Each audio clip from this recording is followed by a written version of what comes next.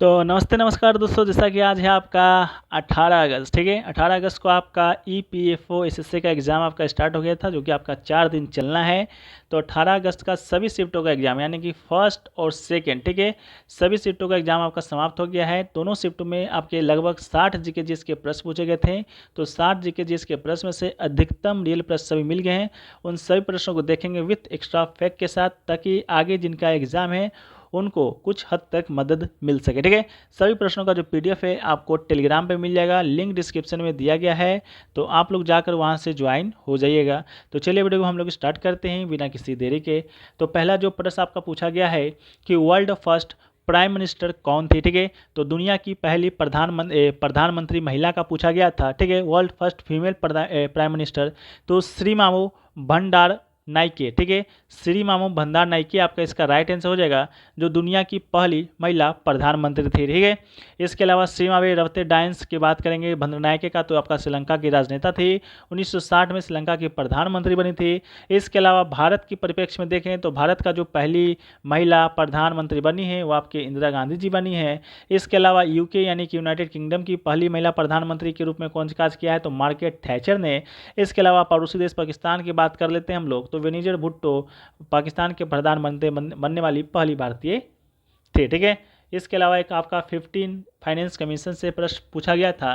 तो आपका 15 जो फाइनेंस कमीशन से प्रश्न पूछा गया था वो तो मिल नहीं पाया है, लेकिन मेरे ख्याल से शायद आपका यही पूछा गया होगा कि इसके जो अध्यक्ष हैं आपके कौन हैं। तो इसके अध्यक्ष आपके नंद किशोर सिंह, जिसे कि हम लोग शॉर्ट फॉर्म में इनके सिंह भी कहते हैं, वो आपका राइट आंसर हो जाएगा। ठीक है, नेक्स्ट क्वेश्चन पूछा गया था who has been honoured Padma Vibhushan posthumously ई 2023। ठीक है, तो देखिए मरणोपरांत जो पद्म विभूषण है वो आपका 2023 में 3 लोगों को दिया गया है। एक आपका है दिलीप महालनोबिस को, जो कि ओआरएस के आइकन के रूप में जाने जाते हैं, चिकित्सा के क्षेत्र में इन्हें दिया गया था। एक आपके हैं मुलायम सिंह यादव को दिया गया था, जो कि समाज पार्टी के संस्थापक थे, उत्तर प्रदेश के मुख्यमंत्री रह चुके हैं। इसके अलावा एक आपके बाल कृष्ण दोषी को दिया गया था वास्तुकला के क्षेत्र में, जो कि सार्वजनिक मामले वास्तुकार थे। ठीक है, तो ये आपका तीनों लोगों को 2023 में मरणोपरांत पद्म विभूषण दिया गया था। नेक्स्ट क्वेश्चन आपका है नौसेना दिवस कब मनाया जाता है। तो नौसेना दिवस आपका हर साल 4 दिसंबर को मनाया जाता है, राइट आंसर हो जाएगा। इसके अलावा नौसेना दिवस की बात करेंगे तो ये दोस्तों आपका 4 दिसंबर को मनाया जाता है। साथ ही साथ भारतीय वायुसेना दिवस की बात करें तो ये आपका 8 अक्टूबर को, सेना दिवस की बात करेंगे तो 15 जनवरी को, और भारतीय तट रक्षक स्थापना दिवस की बात करेंगे तो 1 फरवरी को मनाया जाता है। नेक्स्ट क्वेश्चन पूछा गया when did Coca Cola company started. ठीक है, तो इसका जो राइट आंसर आपका हो जाएगा फ्रेंड्स, ठीक है, उसका जो राइट आंसर आपका हो जाएगा वो दोस्तों आपका 1892 इसका राइट आंसर हो जाएगा। ठीक है, कोको कोला कंपनी आपका अमेरिका का कंपनी था, जो कि 1892 में स्थापना किया गया था। तो चलिए हम लोग बढ़ते हैं वीडियो में आगे। ठीक है, गया है वो पूछा गया था अंतरराष्ट्रीय बुकर जो पुरस्कार है 2023 का वो किसे मिला है। ठीक है, तो अंतरराष्ट्रीय जो बुकर पुरस्कार जो 23 है फ्रेंड्स, वो आपको बता दे जॉर्जी गोस्पोदिनोवो को। ठीक है, जॉर्जी गोस्पोदिनोवो को दोस्तों आपका अंतरराष्ट्रीय बुकर पुरस्कार 2023 मिला है, जो कि आपका 100% क्या था, राइट आंसर था। ठीक है, इसके बाद दोस्तों बात करेंगे आपका ये जो पुरस्कार है उन्हें किसके लिए दिया गया है। तो उनका एक उपन्यास था आपका टाइम शेल्टर। ठीक है, टाइम शेल्टर के दिया गया था, जिसका अंग्रेजी अनुवाद एंजेला रोडेल ने किया था। ठीक है, इसके अलावा ये तो आपका 2023 का हो गया। अगर आपसे 2022 का पूछ दिया जाए तो क्या जवाब दीजिएगा। तो 2022 का जो आपका इंटरनेशनल बुकर प्राइज है वो दोस्तों आपका गीतांजलि श्री को मिला था। उनका जो उपन्यास था रेत समाधि के लिए, यानी कि टॉम ऑफ सेंड। ठीक है, तो 2023 का भी याद कर लीजिए, जो कि आपका आ चुका है। मे भी आपका 2022 का भी आ सकता है, तो इसको भी एक नजर आप लोग याद रखिएगा ही रखिएगा। ठीक है, नेक्स्ट क्वेश्चन देखिए पूछा गया दीपा कर्माकर है, जो कि किस खेल से संबंधित है। ठीक है, तो दीपा कर्माकर के बारे में आपसे पूछा गया था, तो इसका जो राइट आंसर है आपका जिम्नास्टिक, आपका इसका राइट आंसर हो जाएगा। ठीक है, दीपा कर्माकर की बात करेंगे तो आपका जिम्नास्टिक से इनका संबंध है। लेकिन अब आपसे अगर राज्य पूछ लिया जाए कि किन राज्य से इनका संबंध है, तो इनका जो संबंध आपका है त्रिपुरा राज्य से है। ठीक है, इसके अलावा दीपा जो कर्माकर है पहली बार कब चर्चा में आई थी, तो ये चर्चा में आई थी 2016 के रियो ओलंपिक में। ठीक है, 2016 के रियो ओलंपिक में आपके चर्चा में आई थी, ओलंपिक खेलों में देश का प्रतिनिधित्व करने वाली पहली महिला जिम्नास्ट बनी थी, ठीक है, इसलिए चर्चा में आई थी।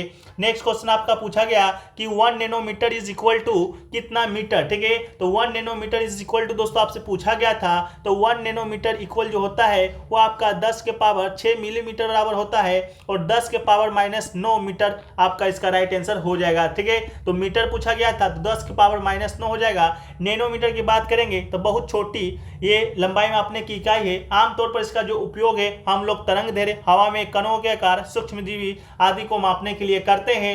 1 नैनोमीटर के बराबर आपका 10 के पावर -6 मिलीमीटर होता है, मैनोमीटर होता है। इसके अलावा 1 मिलीमीटर के बराबर आपका 10 के पावर 3 मीटर होता है, वहीं पर 1 नैनोमीटर के बराबर 10 के पावर -9 मीटर होता है, ठीक है। चलिए नेक्स्ट प्रश्न की ओर बढ़े, तो नेक्स्ट प्रश्न आपसे पूछा गया इंटरनेशनल लेबर डे, ठीक है, इंटरनेशनल लेबर डे कब मनाया जाता है, बहुत ही सिंपल क्वेश्चन था। तो इंटरनेशनल जो लेबर डे था वो दोस्तों आपका 1 मई को मनाया जाता है, ठीक है। कब मनाया जाता है, तो 1 मई को मनाया जाता है, ठीक है। अंतर्राष्ट्रीय श्रम दिवस कहें या आपका मजदूर दिवस कहें, ठीक है। इसके अलावा भारत में एक राज्य है महाराष्ट्र, ठीक है, तो उसका भी महाराष्ट्र दिवस है आपका 1 मई को ही मनाया जाता है। 3 मई को आपका अंतर्राष्ट्रीय प्रेस स्वतंत्रता दिवस, इसके अलावा 3 मई को आपका अंतर्राष्ट्रीय ऊर्जा दिवस भी मनाया जाता है। रेड क्रॉस दिवस की बात करेंगे तो 8 मई को, 11 मई को आपका राष्ट्रीय प्रौद्योगिकी दिवस। इसके अलावा एक इंपॉर्टेंट आप याद रख लीजिएगा, अंतर्राष्ट्रीय जैव विविधता दिवस कब मनाया जाएगा, तो अंतर्राष्ट्रीय जैव विविधता दिवस है वो आपका 22 मई को मनाया जाता है। राष्ट्रमंडल दिवस की बात करेंगे तो 24 मई को, विश्व थायराइड दिवस की बात करेंगे तो 25 मई को, अंतर्राष्ट्रीय शांति दिवस आपका 29 मई को, और विश्व तंबाकू निषेध दिवस की बात करेंगे तो 31 मई को मनाया जाता है। साथ में कुछ और प्रमुख अंतर्राष्ट्रीय राष्ट्रीय दिवस है, जैसा कि 9 जनवरी को, तो 9 जनवरी को आपका अंतर्राष्ट्रीय भारतीय प्रवासी भारतीय दिवस मनाया जाता है, क्योंकि 9 जनवरी 1915 को ही जो आपके महात्मा गांधी जी हैं दक्षिण अफ्रीका से कहां लौटे थे, तो भारत लौटे थे। 26 जनवरी को हम लोग गणतंत्र दिवस मनाते हैं। 28 फरवरी को हम लोग राष्ट्रीय विज्ञान दिवस मनाते हैं। 8 मार्च को क्या मनाते हैं, तो अंतर्राष्ट्रीय महिला दिवस। 7 अप्रैल को क्या मनाते हैं, तो विश्व स्वास्थ्य दिवस। 11 जुलाई को विश्व जनसंख्या दिवस। 15 अगस्त को हम लोग हाल फिलहाल में स्वतंत्रता दिवस मनाए थे। आप लोग कमेंट करके बताइएगा कि अभी हाल ही में हमने कौन से नंबर का स्वतंत्रता दिवस मनाया है। 5 सितंबर को शिक्षक दिवस, 2 अक्टूबर को अंतर्राष्ट्रीय हिंसा दिवस, और 1 दिसंबर को विश्व एड्स दिवस है जो कि हम लोग मनाते हैं, ठीक है। इसके साथ ही फ्रेंड्स आपको बता दें कि जो आपका जीके जीएस का लेवल आ रहा है बहुत ही नॉर्मल आ रहा है एसएससी के मुकाबले, ठीक है। अब बात कर लेते हैं कि बैंकिंग लेवल का आपका आ रहा है या एसएससी लेवल का, तो आपका जो पोर्शन है, जो आपका एक क्वेश्चन आपका आ रहा है वो एसएससी लेवल का ही आ रहा है, ठीक है। तो इस कारण आपका एसएससी का जितना भी एग्जाम कंडक्ट हुआ है 2023 में, अगर आप उसका पीडीएफ लेना चाहते हैं, अगर आप पढ़ पाते हैं तभी लीजिएगा, ठीक है। एसएससी के द्वारा जो एग्जाम कंडक्ट कराए गए थे एसएससी सीजीएल का 39 शिफ्टों में, एमटीएस का 57 शिफ्टों में, सीएचएल 2022 का 36 शिफ्टों में, और 2023 का जो एग्जाम अभी आपका कंडक्ट हुआ है 17 तारीख को कंडक्ट खत्म हो गया है, ठीक है। उन सभी का पीडीएफ लेना चाहते हैं तो मात्र 59 रुपये में आप ले सकते हैं। सभी प्रश्नों के साथ आपको इंपॉर्टेंट एक्स्ट्रा फैक्ट्स मिलेगा जो कि आपके आने वाले किसी भी एग्जाम के लिए इंपॉर्टेंट होगा। इसमें आपके जीके जीएस करंट अफेयर्स के प्रश्न शामिल होंगे। व्हाट्सएप नंबर 2 नंबर दिया गया है, किसी नंबर पर आप इसे संपर्क करके इस पीडीएफ को प्राप्त कर सकते हैं अगर आपके पास समय है और आप अगर पढ़ सकते हैं, ठीक है। 2 दिन का समय तो आपके पास बिल्कुल है, क्योंकि 21 को अगला एग्जाम है, तो 19 और जो 20 है आपका छुट्टी का दिन है, तो आराम से इसे पढ़ सकते हैं। अपने जीके जीएस के पोर्शन को आप मजबूत कर सकते हैं। नेक्स्ट क्वेश्चन देखिए पूछा गया फ्रेंड्स, नेक्स्ट क्वेश्चन पूछा गया फीफा वर्ल्ड कप 2022 का विजेता टीम कौन सा था, ठीक है। तो ये सभी जो क्वेश्चन है आपके एसएससी में पूछा भी गया है, अभी हाल ही में सीएचएल का एग्जाम हुआ था उसमें भी पूछा गया है, ठीक है। तो फीफा वर्ल्ड कप 2022 की बात करेंगे तो इसका विजेता आपका अर्जेंटीना है, जिसका जो कि आपका तीसरा खिताब अपने नाम किया है। अर्जेंटीना के जो कैप्टन थे वो दोस्तों आपके कौन है, तो आप लोग बताइएगा, लियोनेल मेसी, ठीक है। लियोनेल मेसी दोस्तों आपका अर्जेंटीना टीम के कैप्टन थे। इसके अलावा मेसी को गोल्डन जो आपका बॉल का जो अवार्ड है उसे भी नवाजा गया था, उसे भी दिया गया था गोल्डन बॉल का अवार्ड लियोनेल मेसी को। इसके अलावा बात करेंगे हम लोग उप विजेता का, तो उप विजेता टीम कौन सा था, तो उप विजेता टीम आपका था फ्रांस का जो कैप्टन थे आपके एम बापे थे, एम बापे, ठीक है। इनको आपका गोल्डन जो आपका वो गोल्डन बूट, ठीक है, गोल्डन बूट का जो अवार्ड है आपका इन्हीं को दिया गया था। साथ में तीसरा स्थान भी याद रख लीजिएगा, कभी कभी पूछा जाता है, तो तीसरा स्थान आपका क्रोएशिया को मिला था। चौथा स्थान पर आपका मोरक्को था। ये आपका खेला कहाँ पर गया था, तो कतर में खेला गया था। कतर की राजधानी क्या है, तो दोहा है, तो दोहा में खेला जाएगा। इसके अलावा ये प्रतियोगिता आपको 10 नवंबर से शुरू हुआ था, 28 दिसंबर तक चला था 2022 तक, ठीक है। तो इसको भी आप लोग याद कर लीजिएगा। बाद बाकी आपको जैसे आपका ऑल सेट का जो वीडियो आएगा जिसमें जो भी प्रश्न छूट जाते हैं उसको उसमें शामिल कर देते हैं। साथ में आपका जो मेमोरी बेस्ड क्वेश्चन होता है जो आपके एग्जाम में आएंगे उसका भी एक वीडियो लाया जाएगा। तो आप लोग बने रहिएगा चैनल पर, चैनल को सब्सक्राइब जरूर कर दीजिएगा, ठीक है। नेक्स्ट क्वेश्चन पूछा गया, amoeba belongs to which category, ठीक है। तो अमीबा की बात करेंगे तो अमीबा दोस्तों आपका किंगडम प्रोटिस्टा से संबंधित है, ठीक है। तो प्रोटिस्टा इसका राइट आंसर हो जाएगा अमीबा। अमीबा की बात करेंगे तो अमीबा के साथ साथ जो पैरामीशियम होता है वो भी आपका प्रोटिस्टा से ही संबंधित है। अमीबा प्रोटोजोआ संघ से संबंधित है, जबकि प्रेसियम सिलिएट या सिलिफोरा संघ से संबंधित है, ठीक है। तो बताइएगा आपका प्रोटोजोआ ऑप्शन में दिया गया था या प्रोटिस्टा दिया गया था, ठीक है। किंगडम पूछेगा तो प्रोटिस्टा, संघ पूछेगा तो प्रोटोजोआ। नेक्स्ट क्वेश्चन पूछा गया, इलेक्शन कमीशन, ठीक है। Election belongs to which part of Indian constitution, ठीक है। यानी कि जो आपका ये है मतलब चुनाव जो संबंधी जो प्रावधान है वो आपका भाग कौन से में संबंधित है, ठीक है। तो भाग की बात करेंगे तो आपका 15 जो भाग है संविधान का उसमें संबंधित आपका इलेक्शन है जो अनुच्छेद 324 से 319 तक में आपका वर्णित है। इलेक्शन कमीशन की स्थापना की बात करेंगे तो 25 जनवरी 1950 को होता है। 25 जनवरी को हम लोग क्या मनाते हैं, तो राष्ट्रीय मतदाता दिवस भी हम लोग मनाते हैं 25 जनवरी को, ठीक है। इसके अलावा नेक्स्ट क्वेश्चन पूछा गया, रेगुड़ मिट्टी का अन्य नाम क्या है। तो रेगुड़ मिट्टी की बात करेंगे तो काली मिट्टी इसका क्या हो जाएगा, राइट आंसर हो जाएगा। रेगुड़ मिट्टी को हम लोग काली मिट्टी भी कहते हैं, कपासी मिट्टी भी कहते हैं। इसके अलावा अंतरराष्ट्रीय स्तर पर इसे उष्णकटिबंधीय चर जोनम के नाम से भी जाना जाता है, ठीक है। ये भारत में इस मिट्टी का जो विस्तार है लगभग 5.46 लाख वर्ग किलोमीटर है, जो देश का 16.6% भूभाग पर स्थित है। रेगुड़ मिट्टी जो आपका है वो आपका कपास जो होता है उसको उगाने में सबसे जो उपयुक्त जो मिट्टी है वो आपका रेगुड़ मिट्टी ही है, ठीक है। नेक्स्ट क्वेश्चन पूछा गया, 44वां संविधान संशोधन के द्वारा कौन सा मौलिक अधिकार को हटाकर विधिक अधिकार बना दिया गया था। तो ये भी क्वेश्चन न जाने एसएससी ने कितने बार पूछा है कि संपत्ति का अधिकार को कब हटाया गया था। तो संपत्ति का अधिकार को आपका 44वें संविधान संशोधन के द्वारा ही हटाया गया था, जो कि आपका 1978 में हुआ था। इसमें जो हुआ था, जो संपत्ति का जो अधिकार आपका पहले 1978 से पहले आपका मौलिक अधिकार हुआ करता था, वो मौलिक अधिकार की सूची से हटाकर आपका एक विधिक अधिकार बना दिया गया था, ठीक है। जब आपका संविधान बना था तो तब आपका जो मौलिक अधिकार है या मूल अधिकार है वो आपका साथ हुआ करता था, लेकिन वर्तमान में मौलिक अधिकार की बात करेंगे तो ये आपका 6 मौलिक अधिकार है।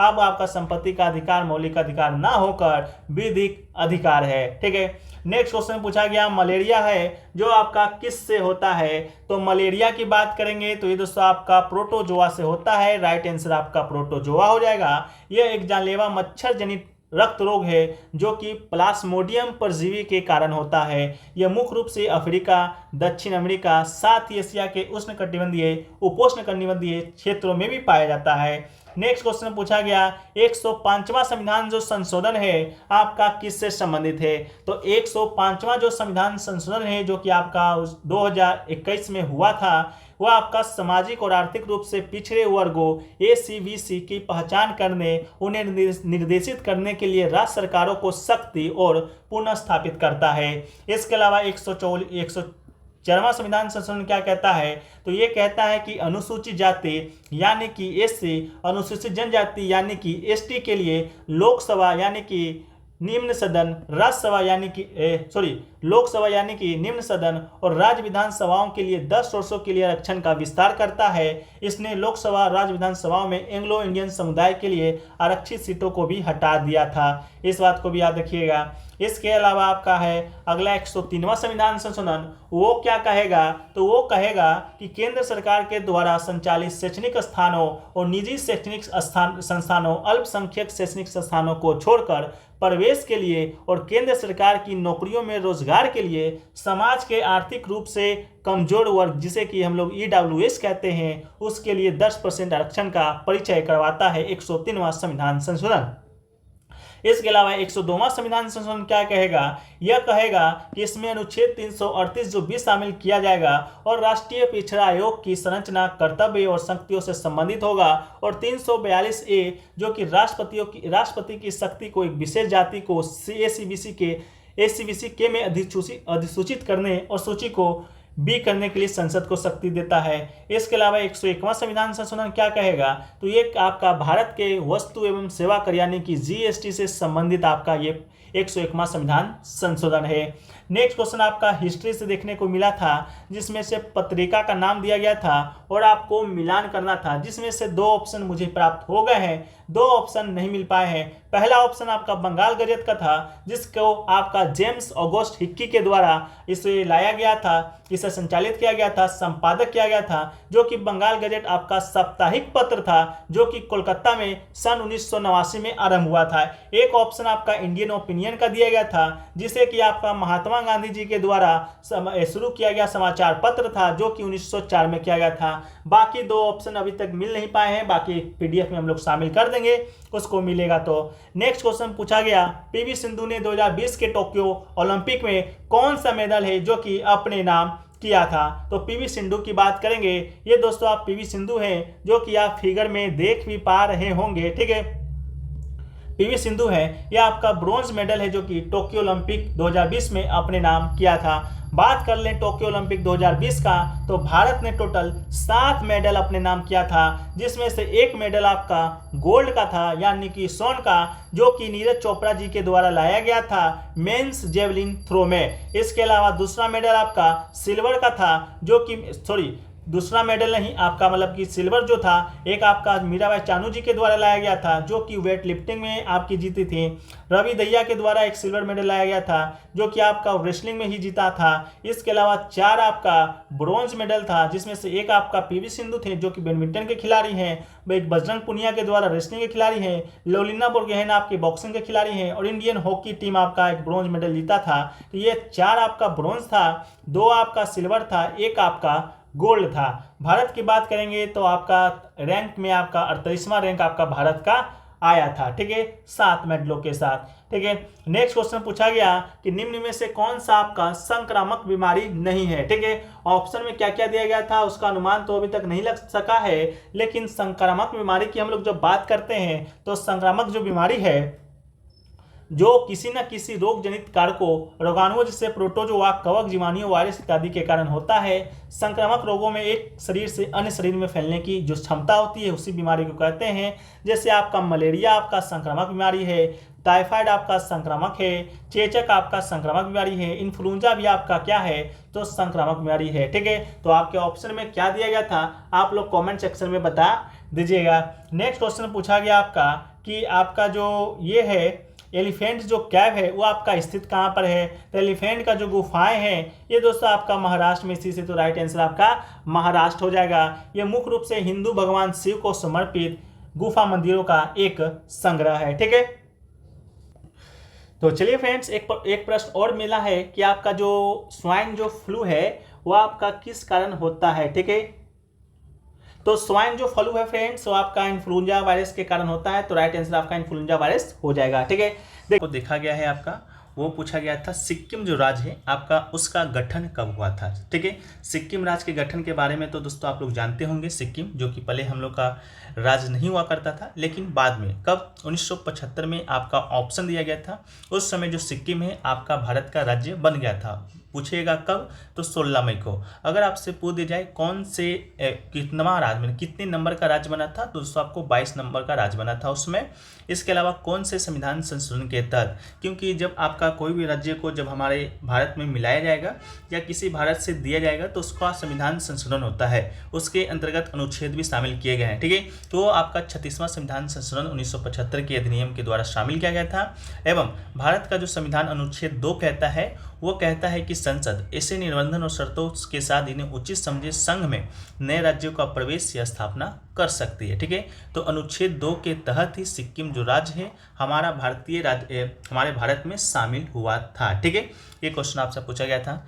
नेक्स्ट क्वेश्चन पूछा गया था पित्तल यानी कि ब्रास है जो कि किस धातु से बना होता है या किस किस धातु के मिश्रण से बना होता है। ठीक है, तो हम लोग बात कर रहे हैं पित्तल का।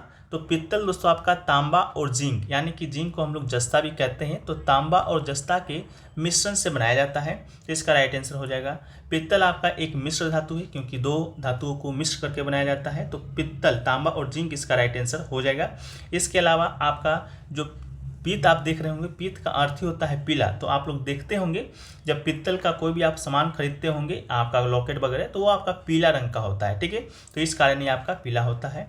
नेक्स्ट आपका है कि लोहे में कौन सा अयस्क पाया जाता है। 4 ऑप्शन दिए गए थे, उनमें से पूछा था कौन सा अयस्क है जो कि लोहे में आपका पाया जाता है। ठीक है, तो लोहे की बात करेंगे आमतौर पर। ठीक है, आमतौर पर मैग्नेटाइट पाया जाता है। इसके अलावा हेमेटाइट को प्राकृतिक अयस्क भी कहते हैं। तो मेरे ख्याल से आपका हेमेटाइट है जो कि ऑप्शन में दिया गया होगा, जिसे हम लोग प्राकृतिक अयस्क भी कहते हैं। हेमेटाइट के साथ साथ मैग्नेटाइट, मैग्नेटाइट के साथ गोएटाइट, लिमोटाइट, सिडरेटाइट, ये सभी जो आपका है लोहे के अयस्क के रूप में पाया जाता है। तो आप लोग कमेंट सेक्शन में बताइएगा हेमेटाइट ही था ना ऑप्शन में। ठीक है, नेक्स्ट आपका है वो पूछा गया था फ्रेंड्स कि NHRC का गठन है जो कि कब हुआ था। ठीक है, NHRC का जो आपका फुल फॉर्म होता है national human rights commission of India होता है। ठीक है, इसका जो गठन है आपको बता दें 1993 में, तो ऑप्शन में आपका 1993 दिया गया होगा। डेट भी आप लोग याद रख लीजिएगा 12 अक्टूबर को। ठीक है, 12 अक्टूबर 1993 को आपका NHRC का गठन होता है, राष्ट्रीय मानवाधिकार आयोग। ठीक है, इसका निम्न कार्य है, कौन कौन से कार्य है उसको देख लेते हैं। भारत सरकार के द्वारा मानवाधिकारों का उल्लंघन की जांच करना, मानवाधिकारों पर संधियों अंतर्राष्ट्रीय उपकरणों का अध्ययन करना, समाज के विभिन्न वर्गों के बीच मानवाधिकार शिक्षा में संलग्न करना। ठीक है, ये सब आपका NHRC का कुछ कार्य हैं। ठीक है, नेक्स्ट आपका पूछा गया था हिंदी जो भाषा है कौन से अनुच्छेद में वर्णित है। ठीक है, तो भारतीय संविधान का जो अनुच्छेद 343 का जो 1 है वो कहता है कि हिंदी हमारे देश की राजभाषा है, और इस अनुच्छेद में भी ये व्यवस्था किया गया है कि संघ की राजभाषा हिंदी होगा और लिपि देवनागरी होगा। ठीक है, तो अनुच्छेद 343 का 1 आपका राइट आंसर हो जाएगा। नेक्स्ट आपका है कि भूगोल का जनक किसे कहा जाता है, ये पूछा गया था। तो भूगोल का जो जनक है आपका इरेटोस्थनीज को कहा जाता है। ठीक है, क्या हो जाएगा इरेटोस्थनीज, इसका आपका राइट आंसर हो जाएगा। ठीक है, इसके अलावा इसे भूगोल के पिता कहा जाता है, ये एक आपका यूनानी विद्वान था। ठीक है, नेक्स्ट क्वेश्चन पूछा गया अमेरिका कब स्वतंत्र हुआ। ठीक है, तो अमेरिका की बात करेंगे कि कब स्वतंत्र हुआ, ऑप्शन में आपका 1776 दिया गया होगा। डेट अगर पूछा होगा तो 4 जुलाई। ठीक है, अमेरिका स्वतंत्र हुआ, उससे पहले आपका अमेरिका में भी युद्ध होता है, भारत में भी हुआ था भारत छोड़ो आंदोलन।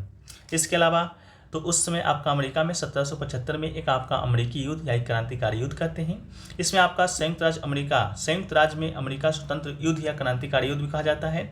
यह ग्रेट ब्रिटेन उसके 13 अमेरिकी उपनिवेशों के बीच एक संघर्ष था। ठीक है, ब्रिटेन जैसा कि आप लोग को मालूम होगा हम लोग को भी गुलाम बनाया हुआ था, उस समय अमेरिका में 13 उपनिवेश हुआ करता था। ठीक है, उसको भी ब्रिटेन है जो कि गुलाम बनाया हुआ था। ठीक है, तो उन 13 उपनिवेशों ने ग्रेट ब्रिटेन के साथ ये आपका सैन्य संघर्ष किया था और अमेरिका को स्वतंत्र कराया था।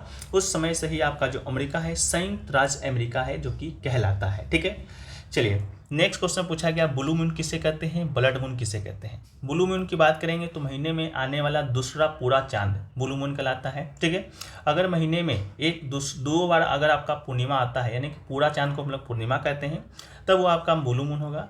ब्लड मून की बात करेंगे जब आपका चंद्र ग्रहण की स्थिति में जब चंद्रमा पर पृथ्वी की पूरी छाया पड़ती है तो भी सूर्य की कुछ किरणें पृथ्वी के वायुमंडल से अपरिवर्तित होकर चंद्रमा पर गिरती है। यह हल्के लाल भूरे रंग का दिखाई देता है जिससे हम लोग क्या कहते हैं, ब्लड मून कहते हैं। ठीक है, ये पूछा गया था। नेक्स्ट आपका क्वेश्चन पूछा गया G20 का जो आपका अध्यक्षता है भारत कर रहा है, ये बात आप लोग को मालूम होगा। बहुत ही गौरवशाली क्षण है हम लोगों के लिए कि हम लोग भारत है जो G20 का अध्यक्षता कर रहे हैं। तो आपसे एक टाइम पीरियड पूछा गया था कि G20 का जो अध्यक्षता है कब से कब तक भारत के हाथों में रहेगा। ठीक है, तो ये आपका 1 दिसंबर 2022 से शुरू हुआ है और 30 नवंबर 2023 तक ये आपका जारी रहेगा। ठीक है, तो 1 दिसंबर 2022 से आपका कब तक रहेगा, 30 नवंबर आपका 2023 तक आपका रहेगा। ठीक है, तो ये आपका राइट आंसर था। नेक्स्ट क्वेश्चन पूछा गया कि पुरुष हॉकी विश्व कप का जो खिताब है 2023 का कौन सा टीम है जो कि जीता है। ये आपका करंट का क्वेश्चन था, तो आप लोग को भी अनुमान लग जाएगा कि करंट अफेयर्स कब तक का पूछ रहा है। तो आपका पुरुष हॉकी विश्व कप का जो 2023 का जो खिताब है जर्मनी ने जीता है। ठीक है, किसने जीता है? जर्मनी ने जीता था। उप विजेता आपका कौन था? बेल्जियम था। इसके अलावा ये जर्मनी का कौन सा खिताब है? तो तीसरा खिताब है। ठीक है, इससे पहले जर्मनी आपका 2002 में, 2006 में जीत चुका है। इसके बाद ये आपका नीदरलैंड का भी बराबरी कर लिया है। नीदरलैंड भी अब तक आपका 3 बार ही आपका ये खिताब जीता है। इसके बाद आप लोग को ये जानकर हैरानी होगा कि हमारा जो पड़ोसी देश पाकिस्तान है उसके नाम पुरुष हॉकी विश्व कप में सर्वाधिक खिताब जीतने का रिकॉर्ड है। कितने बार? तो 4 बार आपका जो पाकिस्तान है सबसे ज़्यादा बार ट्रॉफी है जो कि अपने नाम किया है। ठीक है, ये आपका हुआ कहाँ पर था? तो ये दोस्तों आपका उड़ीसा के भारत में आपका ये आयोजित हुआ था 2023 का विश्व कप। ठीक है, नेक्स्ट क्वेश्चन पूछा गया, आपको मिलान करने के लिए दिया गया था जिसमें से 3 ऑप्शन तो मुझे प्राप्त हो गए हैं, जिसमें से एक ऑप्शन आपका दिया गया था पानीपत का प्रथम युद्ध, इसके अलावा पानीपत का तृतीय युद्ध, इसके अलावा आपका दिया गया था खानवा का युद्ध। ठीक है, ये आपका 3 आपका जो ऑप्शन है दिया गया था। 3 ऑप्शन में पानीपत का प्रथम युद्ध था जो कि आपका 1526 में हुआ था। किसके किसके बीच हुआ था? शायद ये आपको क्या करना था, रॉन्ग करना था, राइट करना था, मिलान करना था, आप लोग कमेंट सेक्शन में बता दीजिएगा। हम इससे जुड़े फैक्ट्स जो कि बताते हैं। पानीपत का प्रथम युद्ध आपका इब्राहिम लोदी और आपका मुगल वंश का जो संस्थापक था बाबर के बीच हुआ था। ठीक है, बाबर इसमें आपका विजेता बना था, इब्राहिम लोदी आपका हार गया था। पानीपत का तृतीय युद्ध आपका 1761 में हुआ था। तो किसके किसके बीच हुआ था? MS अब्दाली और मराठों के बीच हुआ था। इस युद्ध में मराठा आपका हार गया था। इसके अलावा खानवा का युद्ध ये आपका 16 मार्च 1527 को हुआ था। आगरा से 35 किलोमीटर की दूर पर स्थित एक गांव है, वहीं पर हुआ था। बाबर और मेवाड़ के राणा सांगा के बीच लड़ा गया था। बाबर इस युद्ध में जीत गया था। इसके अलावा द्वितीय युद्ध के बारे में भी हम लोग क्यों छोड़ें, तो इसको भी जान लीजिए। पानीपत का द्वितीय युद्ध 1556 में हुआ था। अकबर और हिमू के बीच में हुआ था, जिसे हम लोग विक्रमादित्य के नाम से जानते हैं। इस युद्ध में अकबर जो कि आपका जीत गया था। अकबर का जो सेना का नेतृत्व है वो आपका बैरम खां कर रहा था, क्योंकि अकबर 1526 ईस्वी में 14 वर्ष के आयु में उस समय गद्दी पर ही बैठा था। ठीक है, ये क्वेश्चन पूछा गया था। नेक्स्ट क्वेश्चन पूछा गया दासी अट्टम है जो कि कौन से शास्त्रीय नृत्य को कहा जाता है? दासी अट्टम। ठीक है, तो दासी अट्टम की बात करेंगे तो दोस्तों आपका भरतनाट्यम जो शास्त्रीय नृत्य है उसको कहा जाता है। तो भरतनाट्यम आपका राइट आंसर हो जाएगा। भरतनाट्यम के विषय में बात करेंगे तो भारत का सबसे पुराना शास्त्रीय नृत्य है जो कि आपका किस राज्य से संबंधित है आपका नृत्य? तो आपका तमिलनाडु से संबंधित है। ठीक है, इस प्रकार के नृत्य में अग्नि को नृत्य द्वारा दर्शाया जाता है। इसके अलावा इसे दासी अट्टम के नाम से भी जाना जाता है। ठीक है, इसके अलावा आप लोग को मालूम होगा शास्त्रीय नृत्य की जो संख्या है भारत में किसके द्वारा मान्यता प्राप्त, कौन मान्यता देता है? तो संगीत नाटक अकेडमी जो कि मान्यता देता है। टोटल 8 शास्त्रीय नृत्य हैं, जिसमें से एक आपका भरतनाट्यम जो कि तमिलनाडु का है, दूसरा आपका कुचिपुड़ी जो कि आंध्र प्रदेश का है। इसके अलावा बात करेंगे और तो कथकली एक है केरल का है, एक मोहिनीअट्टम है जो कि केरल का है। मोहिनीअट्टम से संबंधित फैक्ट्स आप ये याद रखिएगा कि मोहिनीअट्टम जो नृत्य है वो आपका सिर्फ महिलाओं के द्वारा ही किया जाता है। ठीक है, किसके द्वारा? महिलाओं के द्वारा। अगर आपसे पूछी जाए कौन से कलर की साड़ी पहन के महिलाएं इस नृत्य को करती हैं, तो हल्का सफ़ेद रंग का साड़ी।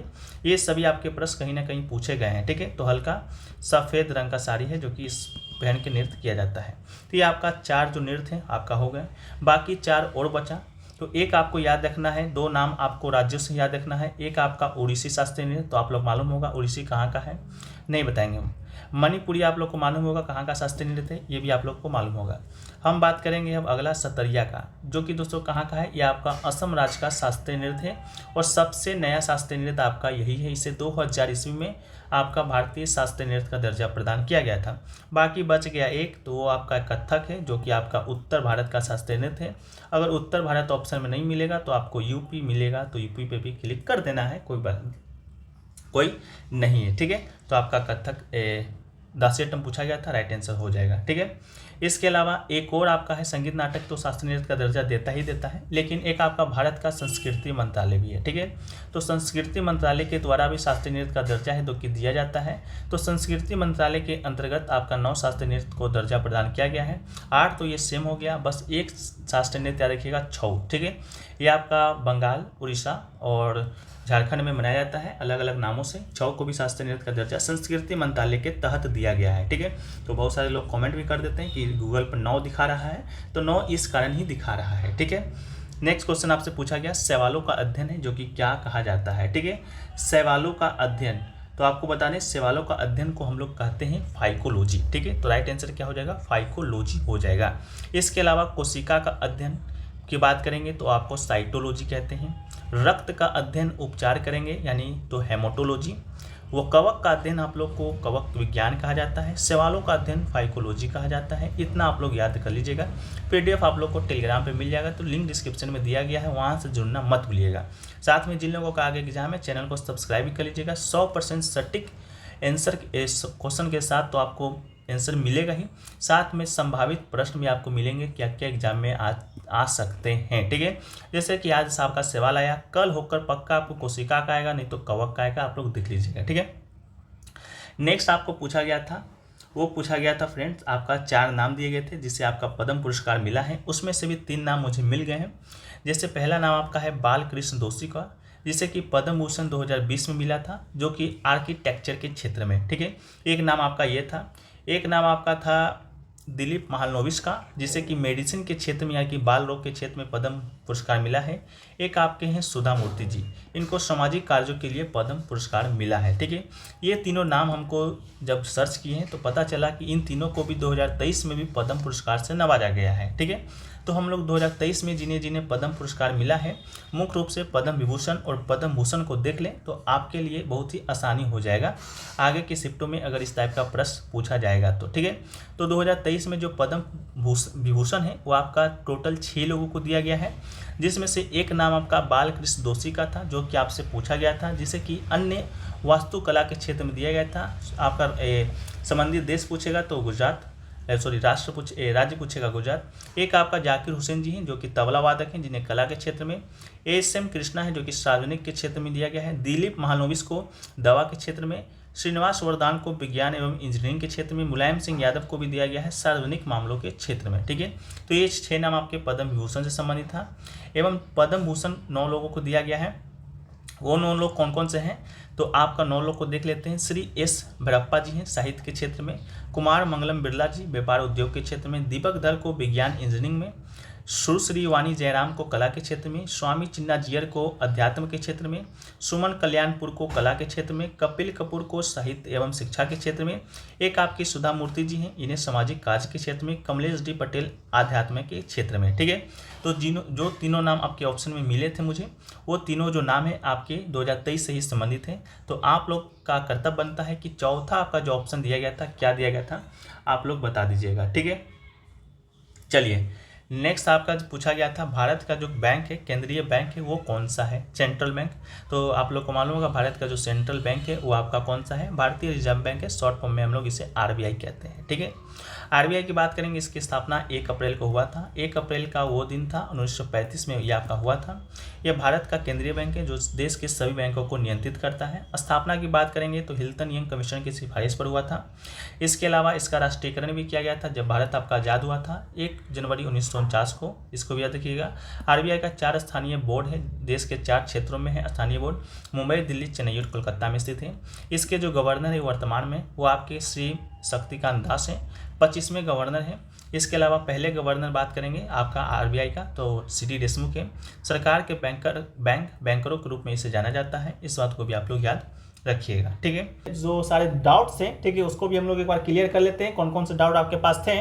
तो बारी बारी से यहाँ पर लिखा भी गया है। तो देखिए जो आपका जो पहला डाउट है कि आपका जो टाइमिंग है इस एग्जाम का क्या है, ठीक है। तो पहली बात बता दें कि आपका जो EPFO का जो आपका एग्जाम हो रहा है वो आपका 2 शिफ्ट में हो रहा है, ठीक है। कितने शिफ्ट में हो रहा है, तो 2 शिफ्ट में हो रहा है। पहला जो शिफ्ट आपका 9 से 11:30 बजे तक होता है, ठीक है। ये आपका एग्जाम का टाइमिंग है। इसके पहले आपको पहुंचना होता है, एडमिट कार्ड पे आपको समय दिया जाता है। दूसरा शिफ्ट आपका कब से कब होता है, तो 2 से 4:30 तक आपका दूसरा शिफ्ट होता है। यानी कि टोटल आपका 2.5 घंटा का समय है जो कि आपको दिया जाता है आपके इस एग्जाम के लिए, ठीक है। इसके बाद सबसे बड़ा जो आपका प्रॉब्लम था कि आपका सेक्शनल टाइमिंग है या नहीं, ठीक है। तो आपका इसमें सेक्शनल टाइमिंग नहीं है, ठीक है। आप एक सेक्शन पर चाहे 2 घंटा लीजिए, चाहे 2.5 घंटा लीजिए, या 5 मिनट लीजिए, या 10 मिनट लीजिए, बट आप लेकिन ये जरूर ये ध्यान रखिएगा कि जब आप एक बार रीजनिंग को आप बना लेते हैं, इसको आप एक बार लॉक कर देते हैं यानी कि सबमिट कर देते हैं, तो फिर से ये आपको खुलने वाला नहीं है, ठीक है। तो आपका सबसे पहले जो आपको खुलेगा सेक्शन, वो आपका रीजनिंग का खुलेगा सबसे पहले, दूसरा खुलेगा आपका जीए का, तीसरा आपका क्वांट का खुलेगा, चौथा आपका रीजनिंग इंग्लिश का खुलेगा, और पांचवा सबसे लास्ट में आपका कंप्यूटर का खुलेगा, ठीक है। तो ये आपको इस तरह से आपको खुलते जाएगा, आपको बनाते जाना है। आपको कितना कितना समय लेना है वो आपके ऊपर निर्भर करता है, लेकिन हम एवरेज निकालें तो रीजनिंग में आप 20 मिनट से ज़्यादा है जो कि नहीं व्यतीत कीजिएगा, ठीक है, रीजनिंग में। और कोशिश कीजिएगा कि 20 से जो 22 प्रश्न है आप रीजनिंग में कर लें, ठीक है। इसके अलावा जीए में बात करेंगे तो जीए में 10 मिनट है जो कि बहुत है, क्योंकि 30 क्वेश्चन आपको आता है। वो क्वेश्चन इस प्रकार का होता है कि अगर आपको आया तो ठीक है, नहीं आया तो उसमें दिमाग आप नहीं लगा सकते हैं, ठीक है। तो 10 मिनट आपको जीए में लेना है, 12 से 15 क्वेश्चन एक्यूरेट करना ही करना है 30 क्वेश्चन में से, ठीक है। जीए का क्वेश्चन आपका उतना भी हार्ड नहीं आ रहा है कि आप 30 में से 8 क्वेश्चन, 5 क्वेश्चन, 6 क्वेश्चन कीजिए, ठीक है। इसके अलावा क्वांट की बात करेंगे तो क्वांट में आपको 30 से 35 मिनट लेना है और 25 क्वेश्चन तक सॉल्व आपको कर देना है। इंग्लिश की बात करेंगे तो 50 क्वेश्चन आपका आता है, जिसमें से 45 क्वेश्चन आपको करना ही करना है, 30 मिनट समय आपको इसमें भी लेना है। कंप्यूटर की बात करेंगे तो कंप्यूटर का जो पोर्शन आपका आ रहा है वो आपका किसी को पता ही नहीं है कि कहां से आ रहा है, ठीक है। ऐसा स्टूडेंट का ही प्रतिक्रिया है, मेरा नहीं है, ठीक है। तो कंप्यूटर का पोर्शन की बात करेंगे तो कहां से आ रहा है तो ये आपका स्टूडेंट को भी पता नहीं है, ठीक है। तो ये आपको 10 मिनट लेना है। अगर आपको आ रहा है तो 2 से 3 से 4 क्वेश्चन आप जरूर कर लीजिएगा, क्योंकि कंप्यूटर का जो आपका सेक्शनल जो आपका कट ऑफ जाने वाला है वो आपका नेगेटिव में भी जाने वाला है, ठीक है। इसके अलावा कंप्यूटर की बात करेंगे तो इस कहां से प्रश्न आपका आ रहा है तो एक आपका आ रहा है डाटा लिंक लेयर से आपका आता है, एक आपका एप्लीकेशन लेयर से आ रहा है, एक आपका नेटवर्क लेयर से आ रहा है, ठीक है। इसके अलावा बाइनरी टू डेसिमल कन्वर्जन से आ रहा है, mail merge in MS Word, file management, process management, security management से मैचिंग क्वेश्चन आपका देखा जा रहा है, ठीक है। तो आपका कंप्यूटर से इस प्रकार का प्रश्न देखा जा रहा है। तो 10 में से आप कोशिश कीजिएगा कि 3 से 4 क्वेश्चन है जो कि आप लोग जरूर कर लीजिएगा, ठीक है। तो ये दोस्तों आपका एक रिव्यू रहा जो कि आपके आज का ईपीपीओ एग्जाम का हुआ था। बाकी हम लोग ऑल शिफ्ट का वीडियो लाएंगे, आप लोग चैनल को सब्सक्राइब कर लीजिए। बाकी पीडीएफ आपको टेलीग्राम पे मिल जाएगा, लिंक डिस्क्रिप्शन में दिया गया है, तो आप लोग जाकर वहां से ज्वाइन हो जाइएगा। मिलते हैं हम लोग नेक्स्ट वीडियो में, जब तक के लिए जय हिंद, जय भारत, वंदे मातरम, भारत माता के जय।